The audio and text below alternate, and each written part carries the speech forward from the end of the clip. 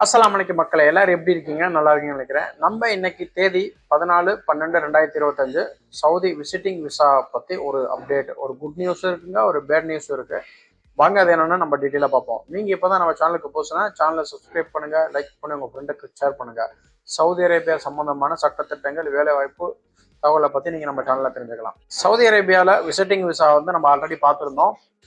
90 நாள் விசால நம்ம வர்றோம். வந்ததுக்கு அப்புறம் ஒரே ஒரு எக்ஸ்டெண்ட் பண்ணி 3 மாசம் வரைக்கும் நம்ம இருக்க முடியும் அப்படின்னு சொல்லி 6 மாசத்துக்கு அப்புறம் நம்ம நாட்டை விட்டு போகணும் அப்படிங்கிற ஒரு முடிவு தான் நம்ம போன வீடியோவில் நம்ம பார்த்துருந்தோம்.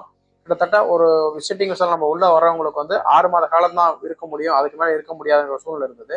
இப்போ இன்றைய தின நண்பர் ஒருத்தர் அப்சர்வ் மூலம் எக்ஸ்டென்ஷன் ட்ரை பண்ணி பார்க்கல சவுதி அரேபியாக்கள் சிங்கிள் என்ட்ரி விசிட்டிங் விசால வந்தவங்களுக்கு 2வது தடவையும் அவருக்கு எக்ஸ்டென்ஷன் கிடைச்சிருக்கு. அப்போ அவர் 6 மாதம் முடிஞ்சு இப்போ 9வது மாதமும் அவருக்கு எக்ஸ்டென்ஷன் கிடைச்சிருக்கு.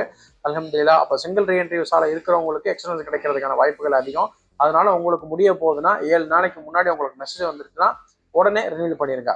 பேட் நியூஸ் என்ன அப்படின்னா, இதே விசிட்டிங் விசால சிங்கிள் என்ட்ரில ஃபேமிலி விசிட்டிங் விசால வந்தவங்களுக்கு வந்து 6 மாதங்கள் தான். அதுக்கு மேல வந்து அவங்களுக்கு இன்ன வரைக்கும் எக்ஸ்டன் ஆகிறதுக்கான வாய்ப்புகள் காட்டப்படலை. அவங்களுக்கு எக்ஸ்டென்ட் பண்ண முடியாது. ஃபேமிலி விசிட்டிங் விசா இருக்கிறது 3 மாசத்தோட போற மாதிரி தான் ஒரு சூழ்நிலை இருக்கு. இப்போ புதுசா விசா அப்ளை பண்ணி வர்றவங்களுக்குலாம் விசாவோட வேலிட்டியா 2 மாசம் தர்றாங்க. அவங்களுக்குலாம் எக்ஸ்டென்ஷன் கிடைக்குமா அப்படிங்கறத வந்து அவங்களுக்கு ஒரு வாரத்துக்கு முன்னாடி மெசேஜ் வந்ததுக்கு அப்புறம் நம்ம ட்ரை பண்ணி பார்க்கையில தான் அவங்களுக்கு எக்ஸ்டென்ஷன் கிடைக்குதா அப்படிங்கிறத தெரிஞ்சுக்கலாம்.